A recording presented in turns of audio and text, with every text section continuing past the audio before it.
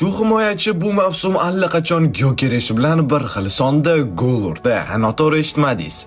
Himoyachi. Undan tashqari Mbappedan ham tezroq. Shuning uchun ham hozirda Real uni sotib olmoqchi. To'liq ma'lumotni aytishimdan oldin hoziroq kanalimizga obuna bo'lib qo'ying, chunki bu yerda futbol yangiliklar va endi ozgina vaynlar ham chiqib turadi. Tanishing, Mickey Van de Ven, Tottenhamning bosh bombardieri. Boshqa himoyachilardan nima farqi bor deb so'raydigan bo'lsangiz, ancha farqi bor deb javob beraman. Birinchidan bo'yi uzun, ikkinchidan juda tez yuguradi, uchinchidan himoyada ham yaxshi. To'rtinchidan hujumga qo'ysangiz ham o'ynab beradi. Yaqinda esa u afsonaviy Son Heung-minni golini ham takrorladi. Shundan keyin esa dunyodagi eng kuchli jamoalar, shaxsan Real Madrid va Barselona uni xarid qilishni o'ylashyapti. Xo'sh, sizningcha Niderlandiyalikda kelajak bormi yoki bunaqa o'yinchilar tez yo'q kechadimi? Telefoningizga chiroyli Ronaldo va Messi telefonlarini yuklab olishni istasangiz, hoziroq bizni Telegram kanalimizga obuna bo'ling.